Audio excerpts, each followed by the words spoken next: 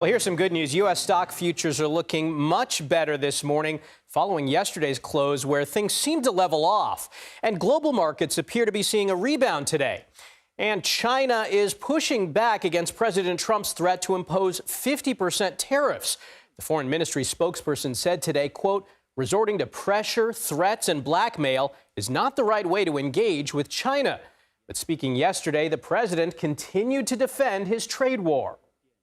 We're going to get fair deals and good deals with every country, and if we don't, we're going to have nothing to do with them. They're not going to be allowed to participate in the United States. And we have team coverage for you this morning. ETF.com's Kristen Myers is watching the markets for us. But first off, let's start with Natalie Brand at the White House. Natalie, good morning. So President Trump met with Israeli Prime Minister Benjamin Netanyahu yesterday, and they discussed the trade war. What did they say? Yeah, good morning, Michael. The president was pressed on what his plan is here with just one day until these reciprocal tariffs are set to take effect. And essentially, he said he's not looking at a pause on tariffs. But when asked about kind of the mixed messages, whether these tariffs will be permanent or whether he could be open to negotiation, he said both things can be true. Now, Prime Minister Netanyahu is the first foreign leader to meet with President Trump face to face and discuss these tariffs. Obviously, they had a lot of other issues to talk about as well. But on the topic of trade, Netanyahu said that he would seek to eliminate trade barriers and eliminate the trade deficit, saying that Israel could be a model country here in terms of these negotiations. The new U.S. tariffs on Israel set at 17%. So obviously there's a big desire to negotiate here. That's something that the White House has signaled they are open to.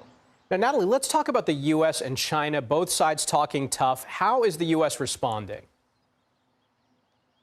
Yeah, from both sides, there are threats of an escalating trade war between these countries. As you played in that clip, President Trump yesterday on Monday said that if China does not withdraw the previously announced retaliatory tariffs of 34% on the U.S., that he would go forward with an additional 50% tariff. Well, we have a new statement from China's Ministry of Commerce overnight, basically saying that this threat to escalate tariffs is a mistake, saying China will fight to the end.